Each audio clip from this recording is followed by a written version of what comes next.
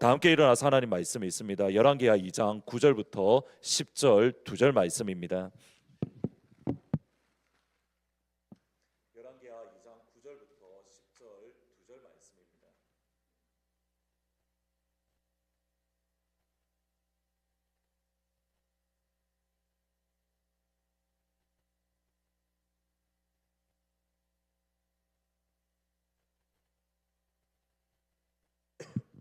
열왕기하 2장 9절 10절 2절 말씀입니다. 같이 한 목소리로 같이 읽겠습니다. 시작. 건너매 엘리야가 엘리사에게 이르되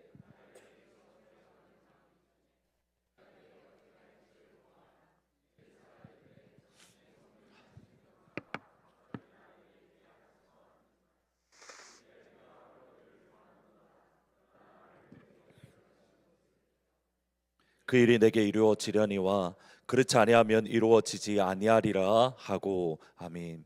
자리에 앉으시면 됩니다. 안산 제1교회의 담임 목사님이셨던 소천하셨는데 고훈 목사님의 간증 또는 경험입니다. 하루는 주일 예배를 마치고 성도님들과 인사를 하는데 한 할머니 집사님이 이렇게 조그마한 선물을 주시면서 목사님께 작별 인사를 하시는 겁니다. 목사님, 지난 10년 동안 목사님께 참 많은 은혜를 받았습니다. 그리고 목사님께서 10년 동안 안수기도를 해주셔서 이렇게 안수기도는 손을 얹고 기도하는 건데 안수기도를 해주셔서 제가 심장병이 고침을 받았습니다. 이제는 자녀 집으로 가야 되어서 목사님 마지막 인사를 드립니다. 이 말씀을 들으면 성도가 심장병이 치료받았다라고 하니까 다들 감사합니다, 할렐루야 목사님이 하셔야 되는데 오히려 목사님이 그 인사를 받고 당황을 하셨답니다. 왜냐하면 그 할머니 집사님에게 안수기도를 손을 얹고 기도해 주시는 일들이 한 번도 없었기 때문입니다. 그래서 너무 당황을 해서 집사님, 제가 언제 집사님께 안수기도를 해드렸습니까? 라고 질문을 하니까 집사님이 고백이 이렇습니다. 심장병에 걸렸는데 심장병에 걸린 이후에 기도를 하는 가운데에 목사님이 손을 얹고 기도해 주시면 심장병이 나을 것 같다라는 그런 믿음이 생기셨답니다. 근데 문제는 주일마다 목사님한테 가서 목사님 저 심장병을 위해서 기도해 주세요 이 말을 할 수가 없어서 집사님 어떻게 하셨냐면 주일 예배가 마치고 목사님과 인사를 나눌 때 한쪽 손으로는 악수를 하고 다른 한쪽 손은 심장에 얹고 본인 손을 얹고 그러면서 그게 목사님이 나에게 안수 기도한 거다라고 그냥 믿어버리신 겁니다. 그렇게 10년 동안 목사님 인사할 때 목사님 인사하고 한쪽 손을 심장에 얹고 목사님이 저에게 안수 기도해 주셨습니다. 그렇게 기도하는 과정 가운데에 심장병이 나았으니 목사님이 나에게 안수 기도해 주셔서 내가 나았습니다, 감사합니다, 그렇게 인사를 드렸다는 겁니다. 여러분, 예수 믿는 믿음이라는 것은 정말 단순합니다. 어떻게 그렇게 믿을까? 어떻게 그렇게 단순하지? 우리 예수 믿는 것이 너무 복잡하다고 생각을 하는데 그냥 손을 잡고 인사를 하고 그 손을 내가 얹으면 주님이 나를 치료하실 것이다. 여러분, 이것을 단순하게 믿는 것, 그것이 다름 아닌 예수 믿는 믿음입니다. 예수 믿는다는 것은 우리가 예수님 안에 머물러 있는 겁니다. 우리가 예수님께 붙어 있으면 열매는 우리 삶의 열매, 또 우리 가정의 열매, 우리 교회의 열매는 예수님이 직접 맺어 주십니다. 몇 년 전에 있었던 에즈베리 부흥 운동 계속적으로 말씀을 드리는데 여러분, 몇 년 전에 에즈베리 부흥 운동이 끝난 게 아닙니다. 그때 은혜 받았던 친구들이 각 대학교, 미국 전역 대학교로 나아가면서 그들이 간증을 하고 그들이 받았던 은혜들을 경험을 하고 한 것을 끊임없이 나누면서 조용히 대학교 가운데에 부흥의 역사가 일어나고 있습니다. 요즘에 영국에 이러한 표현이 있습니다. 조용한 부흥이라는 표현이 나옵니다. 영국 땅에 이제는 교회가 술집이 되고 100년, 200년 되었던 교회가 이제는 술집이 되고 디스코장이 되어서 많이 걱정을 했는데 그 황폐한 영국 교회 가운데에 최근에 어떤 표현이 나오냐면 조용한 부흥이라는 표현이 나옵니다. 여러분, 미국 땅에도 역시 마찬가지입니다. 우리 눈에 확 띄게 에즈베리 부흥처럼 분명한 것이 드러나지 않지만 조용한 가운데에 각 대학교마다 하나님의 은혜가 일어나고 있습니다. 그 첫 시작이 잭 목사님이라는 설교에서 시작되었는데 그 설교 내용이 간단합니다. 이 내용이었답니다. 우리는 하나님이 먼저 우리를 사랑하셨기 때문에 우리 역시도 하나님을 사랑할 수 있습니다. 우리 중에 일부는 하나님의 사랑 안에 가만히 머물러 있어야 할 필요가 있습니다. 성령의 능력 안에서 예수님의 사랑을 맛보아야 합니다. 우리가 행동으로 실천하기는 사람이 되고 싶다면, 우리의 삶을 통해서 주님의 사랑을 실천하고 싶다면 먼저 하나님의 사랑 안에 엎드리는 것으로 시작해야 됩니다. 그냥 간단합니다. 하나님의 사랑 안에 가면 됩니다. 하나님의 사랑 안에서 엎드리면 됩니다. 요 단순한 설교를 듣고 대부분의 사람들은 오늘 그냥 말씀이 그냥 간단하네, 그리고 다 떠났답니다. 그 설교에 많은 사람들이 감동을 받지는 않았습니다. 그런데 19명의 학생들이 그 말씀을 듣고 하나님의 사랑 안에 머물러야 되네, 하나님의 사랑 안에 엎드려야 되네. 19명의 학생들이 집으로 돌아가지 않고 채플을 교회당 본당에 남아서 기도하기 시작했습니다. 하나님의 사랑 안에 엎드리기 시작했습니다. 하나님의 사랑 안에 머무르기 시작했습니다. 그것이 시발점이 되어서 한 명 한 명 한 명 그 채플로 모여들기 시작하면서 2주 동안 24시간 동안 끊임없이 예배를 드리면서 미국 전역에서 5만 명이 넘는 학생들이, 5만 명이 넘는 사람들이 그 가운데 동참해서 하나님을 예배하고 주님의 사랑을 경험했습니다. 그 안에서 예배드리고 기도하는 것만으로 그 사람들, 학생들의 삶이 변하고 그들이 치료되고 그들이 회복되어지고, 그들이 마약으로 인해서 어려움을 겪었는데 그것을 끊지 못했는데 예배하고 기도하는 가운데에 그것을 단번에 끊어버린 역사가 일어나고, 부모님과 자녀의 관계가 너무 안 좋아서 힘들었는데 그 가운데 부모님과 자녀가 예배 드리는 가운데에 그 관계가 회복되어지는 일들이 일어나고, 여러분 단순합니다. 예배 드리는 그곳, 하나님의 사랑이 있는 그곳, 하나님 예수님의 사랑이 있는 그곳에 머물러 있는 것, 예수님의 사랑이 있는 그곳에 가만히 앉아서 엎드려 있는 것, 이것이 예수 믿는 것입니다. 여러분, 예수 믿는 것은 너무 간단하고 분명합니다. 머물러 있는 것이 예수 믿는 겁니다.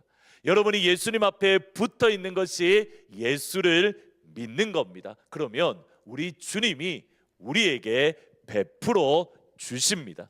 오늘 본문의 말씀으로 저희들이 생각할 첫 번째가 같이 한번 읽어보십니다. 시작.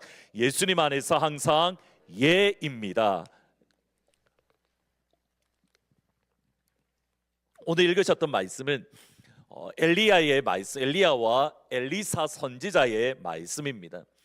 하나님께서 엘리야 선지자를 하늘로 데려가신다, 이제 그것을 모든 사람들이 알게 되어, 선지자들이 알게 되었습니다. 여기 엘리야 선지자라는 분은 구약시대, 예수님 오시기 전에 구약시대를 대표하는 선지자 중에 한 명입니다. 그래서 예수님께서 변화산에서 이렇게 몸이 변화, 하늘의 영광을 입으셨을 때에 같이 대화했던 사람이 엘리야와 모세 두 명과 대화를 하셨을 정도로 그 가운데 들어갈 그런 대표적인 선지자가 엘리야입니다. 그럼 엘리야가 어떤 사역을 했냐면 이스라엘의 무너졌던 예배를 회복시키려 했던 사람이 다름 아닌 엘리야입니다. 엘리야는 이스라엘의 무너졌던 제단, 하나님을 예배하는 예배 제단이 무너지고 바알과 아세라를 섬기는 그 제단을 다시 한번 회복하려 했던 사람, 하나님을 떠나서 바알과 아세라라는 우상을 섬기는 그 마음을 돌이켜서 아버지께로 돌아서게, 아버지께로 인도하려 했던 사람이 다름 아닌 엘리야입니다. 그런데 고민은, 엘리야는 자신이 기대하고 자신이 기도했던 하나님의 부흥, 하나님 앞에 기도했던 그 하나님의 응답이 완전히 오지 않았던 것을 알았습니다. 엘리야라는 선지자가 갈멜산이라는 곳에서 바알과 아세라, 우상을 섬기는 850명의 제사장과 영적인 전쟁을 합니다. 제단을 이렇게 쌓아놓고 제물을 놔두고 기도하는 가운데에 그 제물이 하늘에서 불이 떨어져서 그 제물을 몽땅 태우면 그가 진짜 하나님이다, 그가 진짜 하나님을 섬기는 사람이다 라고 서로 영적인 전쟁을 합니다.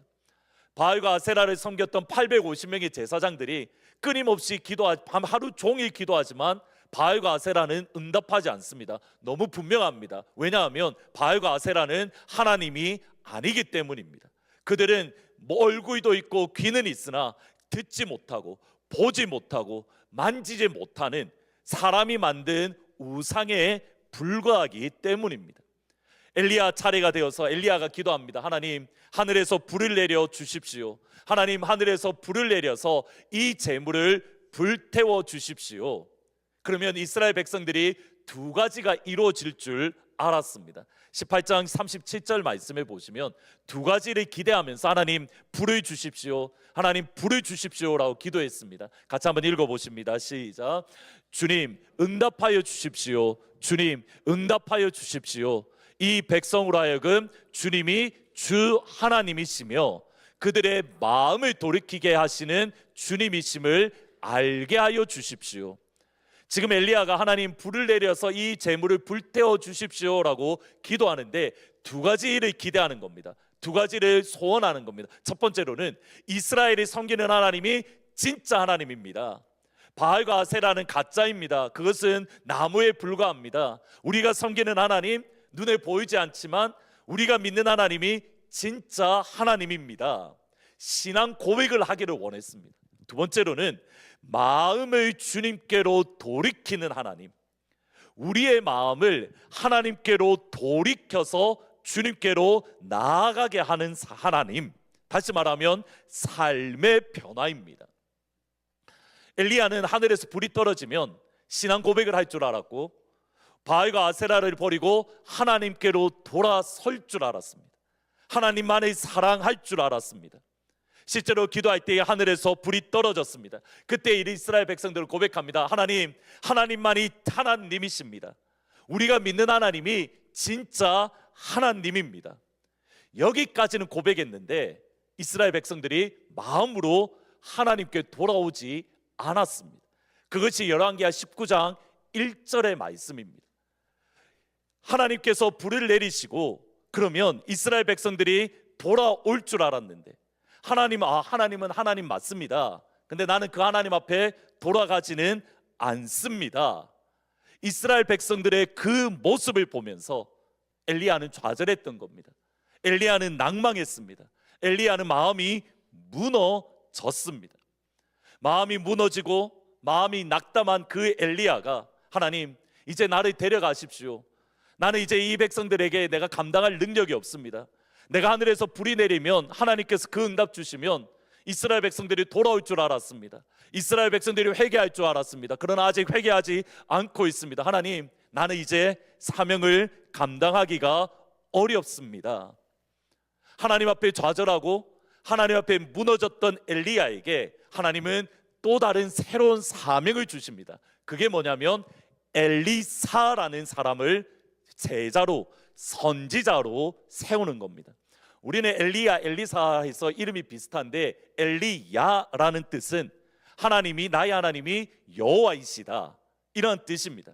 반면에 엘리사라는 이름은 하나님은 구원이십니다. 나의 하나님은 구원이십니다. 하나님 앞에 소명을 새로 받았던 엘리야는 엘리사라는 선지자의 사람을 찾아서 그에게 기름을 부어주십니다. 그리고 그의 사역을 통해서 하나님은 엘리야가 이루지 못했던 사명, 엘리야가 이루지 못했던 예배를 회복시켜 주겠다, 하나님의 나라를 이루어 주시겠다 약속하십니다. 엘리사는 처음에 기름 부음을 받았을 때에 하나님이 왜 나에게 기름을 부어주셨지? 하나님이 왜 나를 선지자로 세우셨지? 하나님이 왜 나를 선지자로 불러주셨지? 그는 알고 있었습니다. 하나님이 나를 선지자로 세우셔서 엘리야 선생님이 엘리야를 통해서 이루고자 하셨던 그 약속을 하나님이 나를 통해서 완성하기를 원하시는 것. 근데 고민이 있었습니다. 기름 부음, 엘리야를 통해서 진짜 오일을 머리에 기름을 부어서 선지자가 되었는데 고민은 뭐냐면 그 이후에 성경을 가만히 보면 엘리사는 하나님의 역사가 일어났다, 그 표현이 없습니다. 선지자로 기름 부으심을 받았는데 엘리야가 하늘을 통해서 하나님의 능력의 역사가 나타났다, 그러한 구절이 없습니다. 선지자로 기름 부으심을 받았는데 엘리사가 하나님의 음성을 충만하게 듣고 하나님의 말씀을 이스라엘 가운데 선포했다, 그런 구절이 없습니다. 기름 부으심을 받았는데 아직까지 엘리야를 통해서 하나님의 역사가, 하나님의 구원의 역사가, 하나님의 생명의 역사가 드러나지 않고 있었습니다. 그러니 엘리사의 마음에 약간 두려운 마음이 들었을 겁니다. 떨리는 마음이 들었을 겁니다. 마치 가나안 땅, 애굽 땅에서 이스라엘 백성들을 인도한 모세가 죽고 그의 뒤를 이어서 여호수아가 리더가 되었을 때에 여호수아의 마음이 두려웠습니다. 여호수아의 마음이 불안했습니다. 내가 과연 잘 이끌어갈 수 있을까? 그러기에 여호수아 1장에 끊임없이 하나님이 말씀합니다. 두려워하지 마, 내가 너와 함께 할 거야. 너가 걱정하지 마, 내가 모세와 함께 한 것처럼 내가 너와 함께 할 거야. 거대한 사명 앞에 서 있는 엘리사의 마음이 이와 같았을 겁니다. 그런데 여기서 중요합니다. 거대한 사명, 엘리야 선지자도 감당하지 못한 그 사명을 내가 감당해야 되는데 그 큰 사명 앞에 엘리야는 하나님, 나는 안 됩니다. 하나님, 나는 부족합니다. 하나님, 나는 할 수 없습니다. 이렇게 고백하지 않았습니다. 엘리야 선지자도 감당하지 못한 그 사명 앞에 그는 압도되어서 그가 무너지지 않았습니다. 그가 깨어지지 않았던 겁니다. 주중에 오스왈드 챔버스 목사님이 쓰신 주님은 나의 최고봉이라는 그런 묵상집을 읽었습니다. 여러분 한번 책을 통해서도 읽을 수 있고 또는 웹사이트를 통해서도 읽을 수 있는데 6월 12일자 이렇게 묵상 가운데에 이런 표현이 있었습니다. 교만은 자신을 신성화하는 것입니다. 지금 이 세대에 있어서 교만은 바리새인이 아니라 세리의 모습으로 나타납니다. 나는 도저히 성도라고 할 수 없어 말하는 것은 하나님을 향하여 무의식적인 신성 모독입니다. 문자적으로 이 말은 나는 너무 약하고 가능성이 없기에 십자가의 속죄로도 나는 어쩔 수 없다라는 의미로 그 다음 표현이 중요합니다. 당신을 성도, 당신을 거룩한 백성으로 만드신 하나님께 도전하는 겁니다. 왜 성도라고 말하지 않는 겁니까? 왜냐하면 당신이 성도가 되고 싶지 않거나 당신을 성도로 거룩한 백성으로 거룩한 자녀로 만드시는 하나님을 믿지 않거나. 이 말씀을 읽으면서 제가 깨어졌습니다. 교만이라는 것, 여러분 교만하면 무엇이 교만입니까? 아, 저 사람 진짜 교만해. 여러분이 보기에 저는 교만한 사람입니까? 안 교만한 사람입니까? 하나님이 자녀를 안 주셨는데 대학교 때 친구들과 이렇게 이야기를 하다가 지금 그 친구가 지금 덴버에서 목회를 하는데 우리가 자녀를 낳으면 이름을 어떻게 지을까 서로 이야기를 하기 시작을 한 겁니다. 그래서 저는 그 친구의 자녀의 딸의 이름을 제가 버스를 타다가 지어줬습니다. 네 딸의 이름은 하여튼 무슨 복이라고 해라. 되게 촌스러운 이름을 정해줬습니다. 그러자마자 이 친구가 저한테 하는 말이 그러면 니는 네 아이들은 앞으로 교만이라고 해야 돼. 그래야 안 교만하지 않는 사람이 되니까 너희 아이들은 안 교만이라고 해야 돼. 여러분이 보시기에 저는 교만합니까? 안 교만합니까?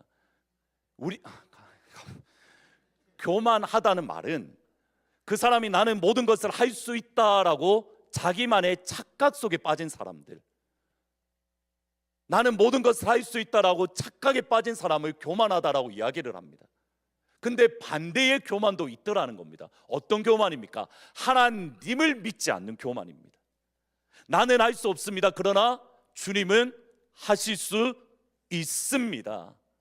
하나님이 할 수 있는 것을 나는 못한다라고 말하는 것은 하나님을 믿지 않는 교만의 다른 모습이라는 겁니다. 무엇 때문입니까? 여러분, 교만의 근본적인 것은 주님을 보지 않고 나만을 바라보는 겁니다. 예수님을 바라보지 않고 나만을 바라보는 것이 교만의 본질입니다. 나를 바라보니 어떤 사람은 나는 다 할 수 있어라고 말하고, 나를 바라보니 나는 할 수 없어. 하나님은 하나님조차 그것을 할 수 없어. 여러분은 이미 거룩한 성도인 줄 믿습니다. 옆에 분을 보십시오. 누가 보이십니까? 성도가 보이십니까? 아니면 하나님의 자녀가 보이십니까? 둘 다 보이셔야 됩니다. 여러분 옆에 있는 사람은 이 세상에 무엇과도 바꿀 수 없을 정도로 거룩한 사람입니다. 무엇 때문입니까? 예수님이 그 안에 계시기 때문에. 여러분 고린도전서 1장에 보시면 고린도 교회가 수없이 많은 죄를 지었습니다. 입에 담기죠. 우리가 지어도 저 사람 왜 저래 이렇게 말하는 죄를 지었습니다. 그런데 고린도전서 1장에 보면 뭐라고 이야기하냐면 성도로 부르심을 받았다라고 말을 합니다. 여러분 이 표현의 헬라어로 보면 완료형입니다. 옆에 있는 사람은 어떤 사람입니까? 성도로 이미 부르심을 받은 사람, 하나님의 거룩한 자녀라고 이미 부르심을 받은 사람. 옆에 분을 다시 한번 보십시오. 거룩함이 보이십니까? 당신을 보니 주님의 거룩함이 보입니다. 한번 고백을 하시면 남편과 아내 사이에 이 말을 하기가 대단히 부담스럽고 힘드시겠으나 그럼에도 불구하고 옆에 분을 보시면서 당신을 보니 예수님이 보이십니다. 한번 고백을 하시면 좋을 것 같습니다. 시작.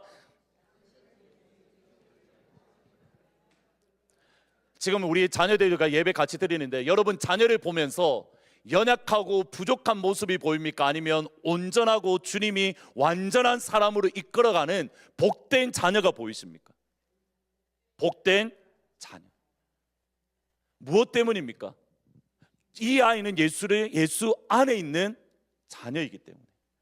부모님이 보시기에 부족하고 연약함이 있을지라도 하나님 보시기에는 이 자녀만큼 온전하고 완전하고 사랑스러운 자는 없습니다. 주님의 자녀이기 때문입니다. 여러분 옆에 있는 아이에게 자녀가 같이 없는 분들은 머릿속으로 그림을 그리면서 축복하시고, 앞으로 자녀를 가질 분들은 하나님 이 아이를 축복해 주십시오라고 기도하시면서 하나님의 자녀야 너는 완전해 라고 한번 아이를 바라보면서 같이 축복해 주시면 좋겠습니다. 시작. 너는 완전해. 다시 한 번 더 하십니다. 시작. 너는 완전해. 누구 안에서요? 예수 안에서요.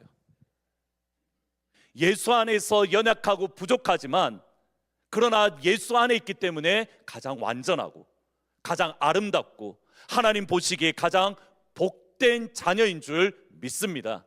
이 아이가 좋은 대학교에 못 가더라도, 이 아이가 좋은 직장에 취직을 못 하더라도, 여러분 미국에도 대학교를 졸업한 이후에 부모님 집에 머물러 있는 아이들이 많다라고 합니다. 한국도 그렇다고 하는데, 여러분의 자녀들이 대학교를 졸업했습니다. 그러면 지가 알아서 가면 좋겠는데 꾸준히 엄마 아빠 집에 같이 머물러 삽니다. 이 아이는 사랑스러울까요? 아니면 존귀한 자녀일까요? 아니면 좀 나갔으면 좋겠다일까요? 알아서 하십시오. 예수 안에서 완전한 자, 나에게 있는 것이 아니라 주님께 있습니다. 나에게 있는 것이 아니라 하나님께 있습니다. 엘리사는 그의 앞에 있는 거대한 사명 앞에 하나님 나는 못합니다, 하나님 나는 할 수 없습니다 이렇게 생각하지 않았습니다. 다시 한번 들으셔야 됩니다. 엘리사는 엘리야 선지자가 감당하지 못한 그 사명을 그가 맡게 되었을 때에 하나님 불을 내린 엘리야도 감당 못했는데 나보고 하라고요? 하나님 나는 못해요, 나는 할 수 없어요, 이게 아닙니다. 엘리야는 못합니다라고 고백하지 않았습니다. 다르게 생각했습니다. 하나님, 하늘에 불을 내린 엘리야 선지자도 못한 이 일을 내가 어떻게 감당할 수 있겠습니까? 나에게 무엇이 필요하겠습니까? 하나님이 나를 선지자로 불러주셨으니 하나님 내가 무엇이 지금 나에게 필요합니까? 그 질문을 가지고 있었고, 그것에 대해서 질문할 때에 정확하게 답을 합니다. 선생님, 나에게 더블 포지션이 필요합니다. 열왕기하 2장 9절 말씀입니다. 같이 읽습니다. 시작.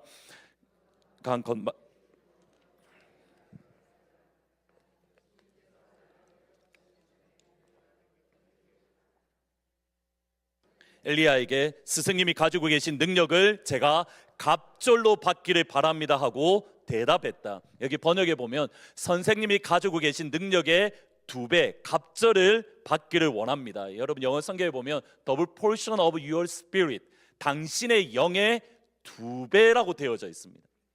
여기 2배라는 단어가 히브리어로 보면 입이라는 뜻입니다. 그러니까 당신의 영의 2입을 나에게 주십시오.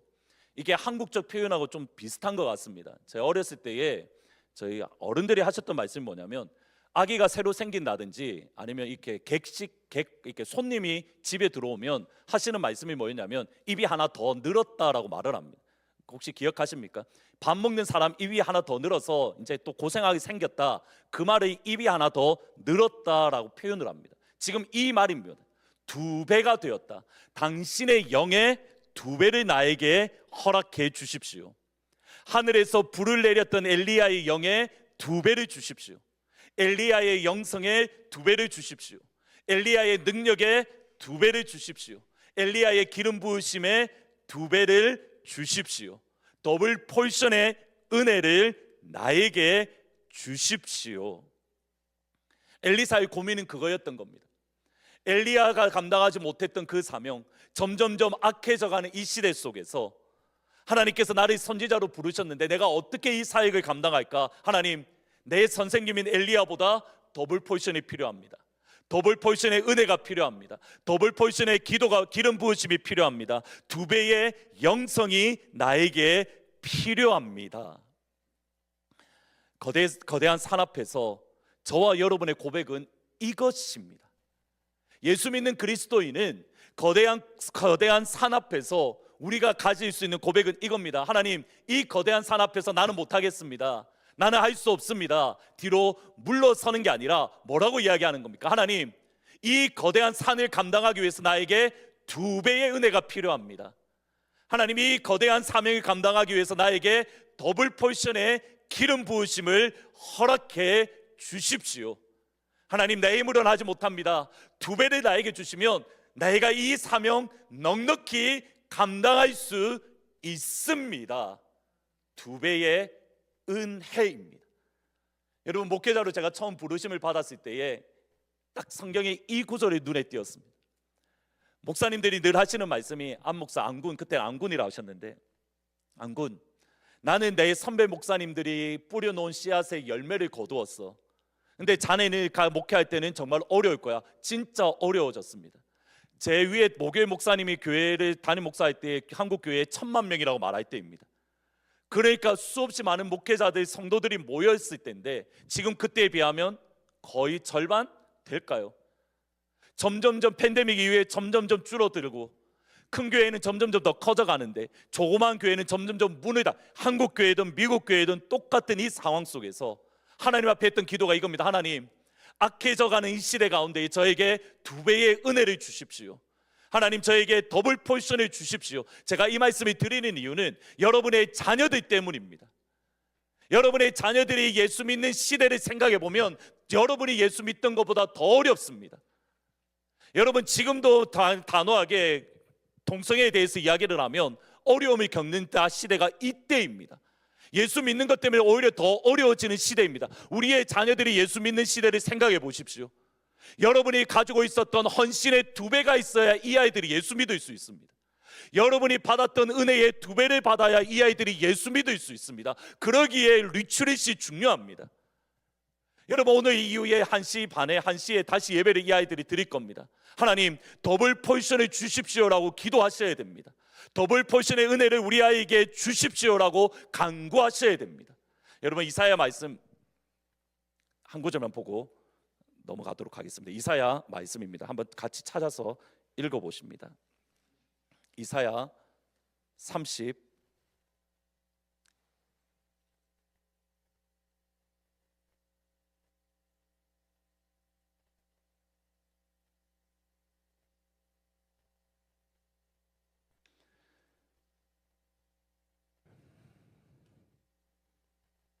이사야 38장 5절 말씀입니다. 이사야 38장 5절 말씀입니다. 구약 성경 제가 가진 성경 1012페이지입니다. 이사야 38장 5절 말씀, 4절 5절 2절 말씀을 같이 읽겠습니다. 시작. 이에 여호와의 말씀이 이사야에게 임하여 이르시되 너는 가서 히스기야에게 이르기를 내 조상 다윗의 하나님 여호와께서 이같이 말씀하시기를 내가 내 기도를 들었고 내 눈물을 보았노라. 여기까지는 보시면 됩니다. 하나님께서 뭐라고 하시냐면 내가 너의 기도를 들었다. 아까 말씀드렸듯이 I have heard your prayers. I have seen your tears. 내가 너의 기도를 들었고 내가 너의 눈물을 보았노라. 그리고 하나님께서 응답을 베풀어 주십니다. 여러분, 부모님이 우리의 자녀들을 위하여 기도하실 때에 언제까지 기도해야 되는 겁니까? 하나님께서 내가 너의 기도를 들었다라고 할 때까지입니다. 내가 너의 눈물을 보았다라고 할 때까지입니다.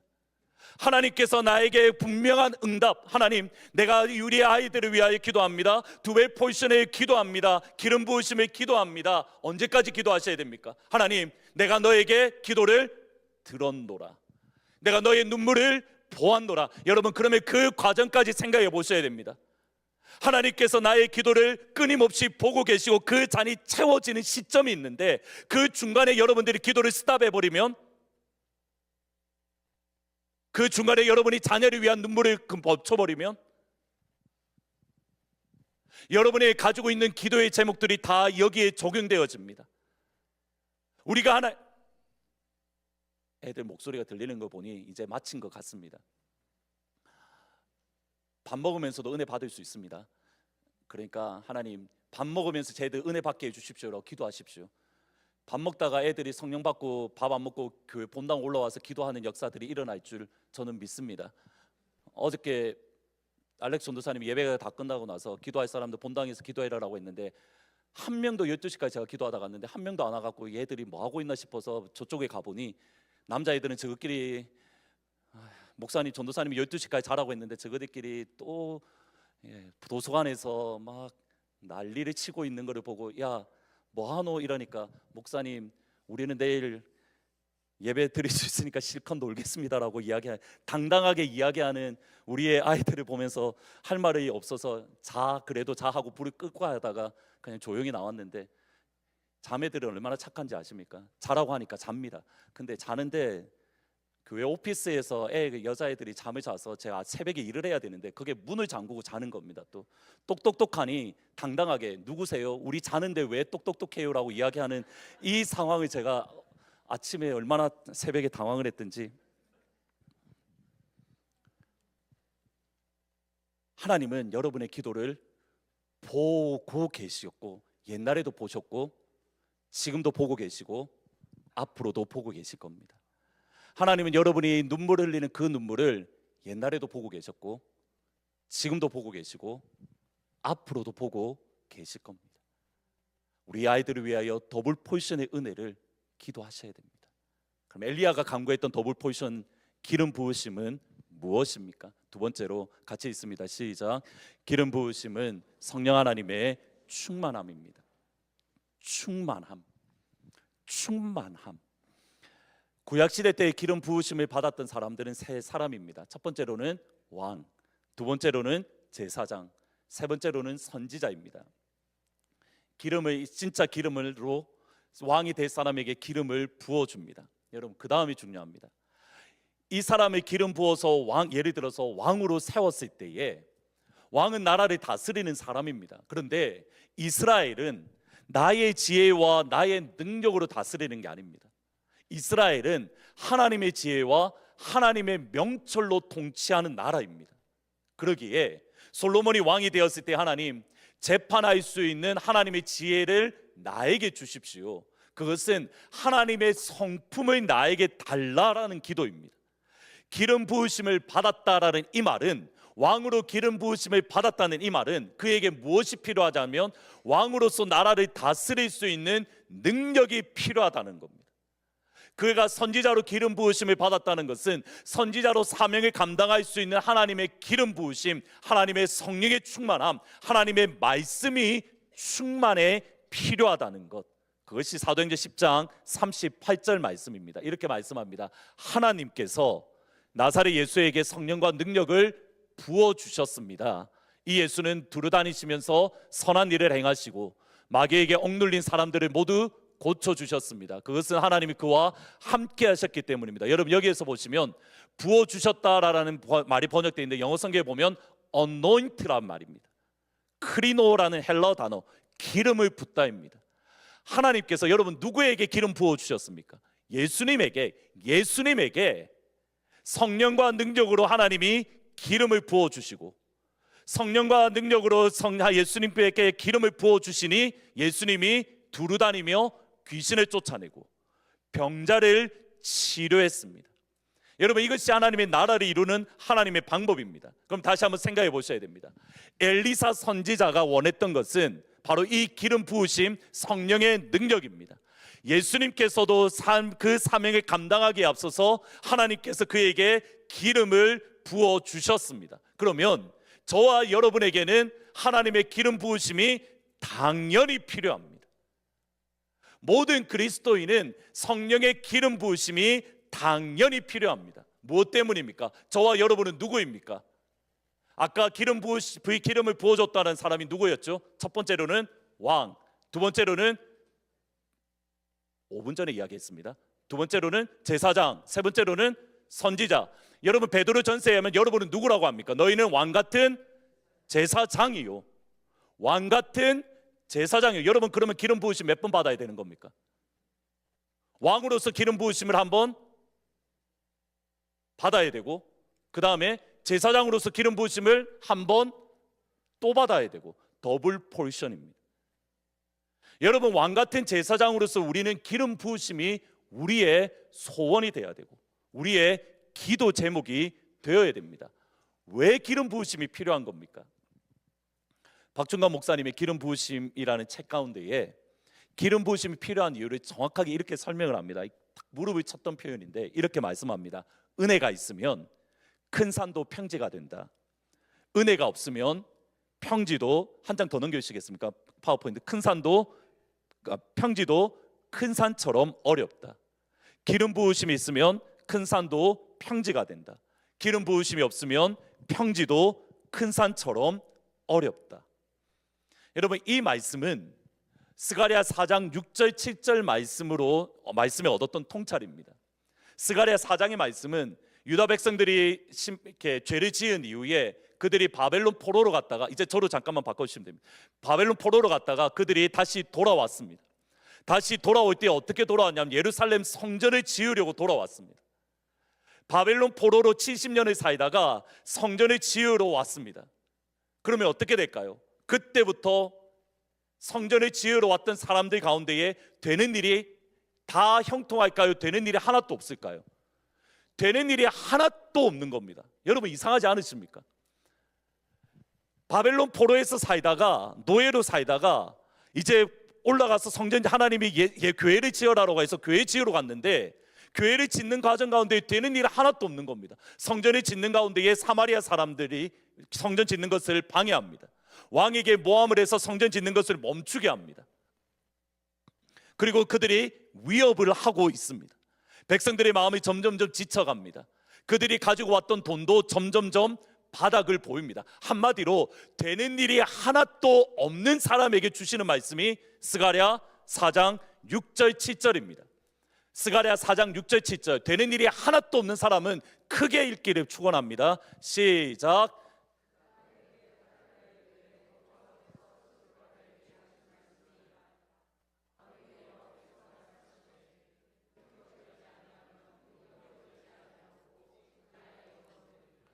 큰 산아, 내가 무엇이냐? 내가 스룹바벨 앞에서 평지가 되리라.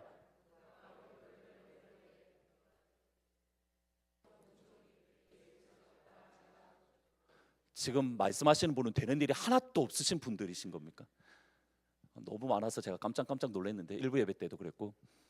보십시오. 되는 일이 하나도 없는 사람에게 하나님이 주시는 말씀입니다. 근데 이것이 위로의 말씀입니다. 다시 한번 보셔야 됩니다. 성전을 지으러 올라갔는데 되는 일이 하나도 없는 그 사람에게 하나님이 뭐라고 이야기해요? 다시 파워포인트 열어주시면, 스룹바벨에게 말씀하시되 힘으로 안 돼, 능력으로 안 돼, 오직 뭐로 된다고요? 나의 능력으로 되느니라, 나의 영, 나의 기름 부으심으로 되느니라. 그리고 나서 7절 말씀에 이렇게 말합니다. 큰 산아, 내가 무엇이냐? 내가 스룹바벨 앞에서 평지가 되리라. 누구에게요? 기름 부으심을 받은 스룹바벨 앞에서 큰 산아, 네가 무엇이냐? 네가 평지가 되리라. 여러분, 우리에게 기름 부으심이 필요한 이유는 무엇입니까? 앞이 큰 산이 있을 때에 그 큰 산이 기름 부으심이 있으면 무엇이 되는 겁니까? 평지가 되는 겁니다. 여기에 은총이 있을지어다, 이 말은 하나님의 은혜, 헨이라는 히브리어 말입니다. 하나님의 은혜가 있으면 큰 산이 평지가 될 수 있습니다. 여러분, 그리스도인으로서 우리가 정말 사모해야 되는 것은 무엇이냐면, 여러분들이 큰 산이 있으면 있을수록 하나님 앞에 기도해야 될 게 뭐냐면, 하나님 기름 부으심을 허락해 주십시오. 여러분이 기름 부으심을 딱 경험하면 큰 산이 평지가 될 줄 믿습니다. 반대로 그리스도인은 기름 부으심이 없으면 평지도 큰 산이 됩니다. 예수 믿는 사람은 은혜가 없으면 평지도 큰 산이 됩니다. 우리가 실망하고 넘어지고 우리가 좌절하는 이유는 다른 데 놓여 있는 것이 아닙니다. 우리에게 기름 부으심이 점점점 떨어져 가기 때문에, 여러분의 상황 때문에 우리가 낙담하거나 무너지거나 실족하는 게 아닙니다. 우리가 낙담하거나 실족하거나 넘어지는 이유는 무엇 때문이냐면, 우리에게 기름 부으심이 점점점 떨어지기 때문에. 여러분, 이거는 제 말이 아니라 누구의 말씀입니까? 하나님의 말씀입니다. 여러분이 교회 사역을 감당하다가 여러분이 마음이 무너지는 것은 사역이 힘들어서가 아닙니다. 무엇 때문입니까? 내 안에 기름 부으심이 점점점 떨어지기 때문입니다. 여러분의 가정생활이 점점점 어려워지는 이유는 가정이 어려워서가 아닙니다. 예수를 믿는 나에게 기름 부으심이 점점점 떨어지기 때문입니다. 그리스도인은 그러한 존재입니다. 하나님의 말씀은 분명합니다. 기름 부으심이 있으면 큰 산도 거뜬히 건너 올라갈 수 있습니다. 기름 부으심이 없으면 평지도 큰 산이 되어집니다. 하나님의 말씀입니다. 같이 한번 읽어보십니다. 같이 한번 파워포인트 다시 한번 열어주시겠습니까? 여러분 앞에 있는 큰 산을 생각을 하면서, 하나님 나에게 그러기에 기름 부으심이 필요합니다. 하나님 나에게 기름 부으심이 필요합니다. 하나님 나에게 기름 부으심이 필요합니다. 우리 믿음으로 다 같이 다시 한번 더 크게 있습니다. 시작. 은혜가 있으면 큰 산도 평지가 된다. 은혜가 없으면 평지도 큰 산처럼 어렵다. 기름 부으심이 있으면 큰 산도 평지가 된다. 기름 부으심이 없으면 평지도 어렵다. 기름 부으심이 있으면, 은혜가 있으면 큰 산도 거뜬히 올라갈 수 있고, 기름 부으심이 떨어지면 아무것도 아닌 일에 넘어지고 무너지고 깨어질 수 있는 게 그리스도인입니다. 그러기에 우리는 기름 부으심을 사모하는 겁니다. 그러면 이 기름 부으심을 어떻게 얻을 수 있습니까? 같이 한번 읽어보십니다. 시작. 더블 포션은 예수님이 주십니다. 다시 한번 같이 있습니다. 시작. 더블 포션은 예수님만 바라보면 예수님이 주십니다. 여러분, 더블 포션의 기름 부으심이 달라라고 엘리사가 말했을 때에 엘리야는 뭐라고 이야기하냐면, 그게 너무 어려워, 네가 진짜 어려운 것을 간구했어, 그렇게 이야기를 합니다. 여러분, 근데 가만 생각해 보면 진짜 그렇습니다. 엘리사가 엘리야에게 더블 포션 2배를 달라고 한 것은 처음부터 엘리야가 줄 수 있는 게 아닙니다. 예를 들어서 이렇습니다. 지금 제가 100불을 가지고 있습니다. 제 수준에 100불이 있습니다. 근데 형제가 저한테, 목사님 저 지금 차비가 없는데 200불을 빌려주세요라고 이야기를 합니다. 그러면 저는 이 형제에게 200불을 줄 수 있을까요, 없을까요? 제 수중 말고요, 제 뱅크에 다 통틀어서 딱 100불만 가지고 있습니다. 그런데 200불을 달라고 합니다. 그럼 저는 200불을 퍼스널 체크 튕겨 나갑니다. 줄 수 있나요, 못 주나요? 못 줍니다. 처음부터 제가 줄 수 없는 것을 요구한 겁니다. 그러면 제가 이 형제에게 줄 수 있는 최고의 것은 얼마인가요? 100불을 줄 수 있는 겁니다. 지금 엘리사가 엘리야에게 요구할 때 2배를 주십시오라고 했을 때에 엘리야는 처음부터 줄 수 없는 겁니다. 2배를 달라고 하니, 내가 영성을 물 한 병밖에 없는데 이거를 2개를 달라고 하니 어떻게 줍니까? 줄 수 없는 겁니다. 그러니까 어려운 겁니다. 근데 하나님은 줄 수 있습니다. 근데 예수님은 줄 수가 있는 겁니다. 그리고 실제로 하나님께서는 엘리사에게 2배의 영성을 부어 주셨습니다. 2장 13절 말씀해 보시면, 엘리야의 몸에서 떨어진 겉옷을 주워 가지고 돌아와 요단 언덕에 섰다. 여기 겉옷이라는 히브리어 단어는 스플렌더, 영광이라는 뜻이 있습니다. 그러니까 옷이라는 말도 있고 그것이 영광이라는 뜻도 동시에 있습니다.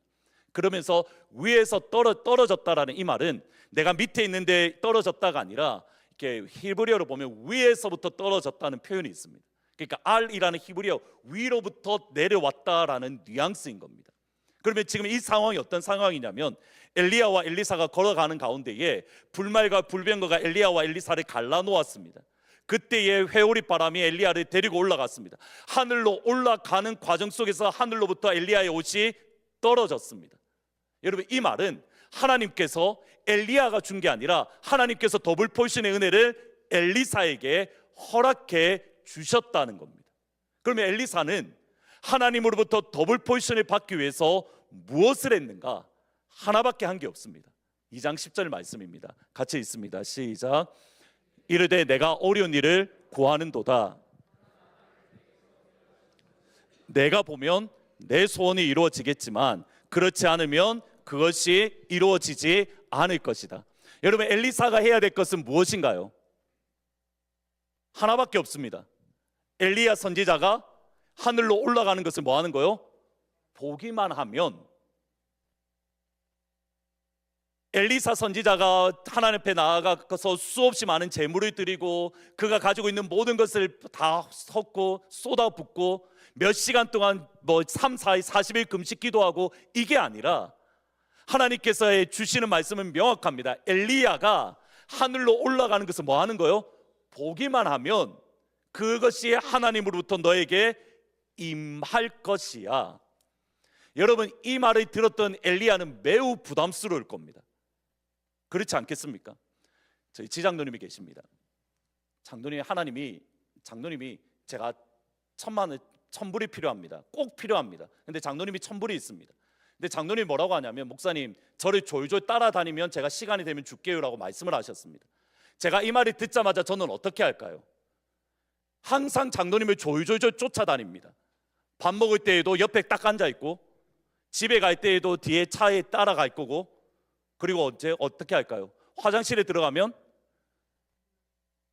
거기서 저를 줄 수 있잖아요. 마음이 언제 바뀔지 모르니까. 어느 자리 어느 곳에 있든지 장로님을 따라갈 겁니다. 지금 엘리야가 엘리사에게 말하는 게 그겁니다. 네가 어디 있든지 내가 하나님께서 나를 언제 데려갈지 모르는데 하나님께서 나를 데려가는 것을 네가 보면, 저의 시선은 장로님이 1,000불을 준다는 말이 있을 때마다 저의 시선은 누구한테 있을까요? 딱 장로님에게 24시간 고정되어 있을 겁니다. 그래야 받으니까요. 여러분, 엘리사가 그랬다는 겁니다. 그의 시선은 끝까지 엘리야에게 항상 고정되어져 있습니다. 엘리야를 바라보았던 것. 두 번째로는 엘리야와 끝까지 함께 했습니다. 그게 답니다. 함께하며 바라보았던 것. 길갈이라는 곳에서 하나님이 나를 베델로 보냅니다. 너는 여기 머물러 있으십시오. 내가 하나님의 살아계심을 맹세하노니 나는 결코 당신을 떠나지 않을 겁니다. 끝까지 엘리야와 함께하고 엘리야를 끝까지 바라보고, 그게 엘리사가 한 전부입니다. 바라보니 더블 포션을 주십니다. 바라보니 기름 부으심을 부어주십니다. 여러분, 이것이 요한복음 15장에 나오는 나는 포도나무요 너희는 가지라의 말씀입니다. 같이 한번 읽어보십니다. 시작. 나는 포도나무요 너희는 가지이다. 내가 그 안에 머물러 있으면 그는 많은 열매를 맺는다. 나를 떠나서는 너희가 아무것도 할 수 없다. 예수님의 말씀은 너무 분명합니다. 이게 예수 믿는 겁니다. 여러분들이 그리스도인으로 살아간다는 것은 이것을 뜻합니다. 무엇입니까? 예수님께 붙어 있는 것, 예수님을 바라보는 것, 예수님을 졸졸졸 쫓아다니는 것. 사업에 어떤 문제가 딱 터졌을 때에 그것을 해결할 사람을 쫓아다니는 게 아니라 사업의 문제가 딱 터졌을 때에도 예수님만을 쫓아다니는 것. 여러분의 삶 속에 고민이 있고 아픔이 있을 때에 그것을 찾아 해결하려고 사람을 쫓아다니는 게 아니라 먼저 주님 앞에 나아가고 먼저 예수님을 생각하고 주님은 이것을 해결할 수 있어 예수님께 딱 붙어 있는 것. 언제 예수님이 나에게 주실지 모르기 때문에, 언제 엘리야가 올라갈지 모르는 것처럼 언제 주님이 나에게 주실지 모르기 때문에 나의 시선은 항상 주님께로만 고정되어 있는 것, 나의 마음은 항상 주님께 붙어 있는 것. 여러분, 이게 예수 믿는 전부입니다. 여러분이 예수님께 붙어 계십니까? 여러분이 예수님께 붙어 계십니까? 여러분의 시선은 예수님께 고정되어져 있습니까? 여러분의 시선은 이 십자가에 고정되어져 있으십니까? 놀라운 말씀이 뭔지 아십니까? 히브리서 12장 2절에 보면 이렇게 말합니다. 믿음의 주요 완성자이신 예수를 바라보자. 예수를 바라보자. Let us fix our eyes on Jesus. 예수께 우리의 시선을 고정합시다. 여러분, 그 다음에 집에 가서 히브리서 12장을 쭉 읽어보십시오. 예수님께 고정해 있을 때 어떤 일들을 하나님께서 허락하시는가? 첫 번째로는 12장 4절에 보면 예수께 고정되어져 있으면 여러분은 죄와 싸워 승리할 수 있습니다. 여러분이 예수께 고정되어져 있으면 의와 평강의 열매를 맺을 수 있습니다. 여러분의 시선이 예수님께 고정되어져 있으면 피곤한 손과 연약한 무릎에 하나님께서 새 힘을 허락해 주십니다. 여러분의 시선이 예수님께 고정되어져 있으면 하나님의 은혜에 이를 수 있습니다. 여러분의 시선이 예수님께 고정되어져 있으면 내가 그렇게 뽑아내려고 했던 쓴뿌리를, 예수님이 내 안에 있는 쓴뿌리를 제거해 주십니다. 여러분의 성품이 변화될 수 있는 방법은 예수를 바라보면 예수님이 내 안에 있는 쓴뿌리를 회복시켜 주시고 나를 하나님의 형상으로 만들어 주십니다. 예수님을 보기만 하면. 여러분이 자라면서 상처가 있으십니까? 예수를 바라보면 주님께서 그 상처를 어루만져 주셔서 하나님께서 우리의 마음을 새롭게 회복시켜 주십니다. 예수를 바라보면 흔들리지 않는 하나님의 나라를 유업으로 받을 수 있습니다. 이것이 히브리서 12장 2에 나오는 전체의 내용입니다. 12장에 보면 믿음의 사람들에 대해서 이야기합니다. 예수를 바라보고 소망으로 살았던 사람들이 이런 사람들입니다. 그들처럼 우리도 예수님만을 바라봅시다. 우리의 시선을 예수님께 고정합시다. 그러면 여러분의 연약한 무릎에 새 힘을 하나님이 주실 겁니다. 여러분의 시선을 예수님께 고정하십시오. 그러면 내 안에 있는 쓴뿌리를 변화시켜서 나를 예수의 형상으로 만들어 주실 겁니다. 여러분의 시선을 예수님께 고정하십시오. 그러면 무너졌던 마음을 하나님께서 새 힘을 부어 주십니다. 여러분, 예수 믿는다는 것은 예수님을 바라보는 겁니다. 그게 전부라고 말할 수 있을 만큼 예수를 바라보면 예수님께 나의 시선이 고정되어져 있으면. 허드스 테일러라는 선교사님이 계십니다.